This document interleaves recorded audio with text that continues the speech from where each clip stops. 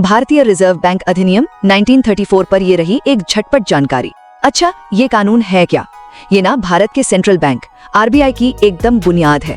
इसने देश के फाइनेंशियल सिस्टम को पूरी तरह से बदल दिया। और हाँ, आज भी बहुत जरूरी है, क्योंकि यही तो कंट्रोल करता है कि देश में पैसा कैसे चलेगा, लोन सिस्टम कैसा होगा और फाइनेंशियल स्टेबिलिटी बनी रहे। तो पहली बात, ये कानून 1934 में आया क्यों? देखिए, उस वक्त ना इंडिया का फाइनेंशियल सिस्टम काफी बिखरा हुआ था, स्टेबल नहीं था। तो आरबीआई बना और उसे दो मेन काम दिए गए। एक तो सिर्फ आरबीआई ही बैंक नोट छाप सकता है, और दूसरा देश में पैसों के मामले में स्थिरता मतलब मॉनेटरी स्टेबिलिटी बनाए रखना। दूसरी बात, ये एक्ट आरबीआई का पूरा ढांचा और उसके काम बताता है। देखिए, आरबीआई एक बॉडी कॉर्पोरेट है, मतलब उसकी अपनी कानूनी पहचान है। पहले प्राइवेट था, पर 1949 में सरकार ने इसे अपने कंट्रोल में ले लिया।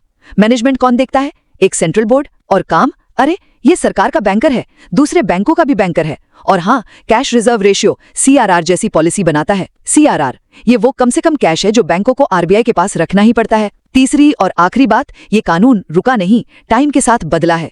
जैसे इसमें एनबीएफसीज मतलब नॉन बैंकिंग फाइनेंशियल कंपनियां जो बैंक नहीं पर लोन देती हैं, उनको रेगुलेट करने की पावर आरबीआई को मिली।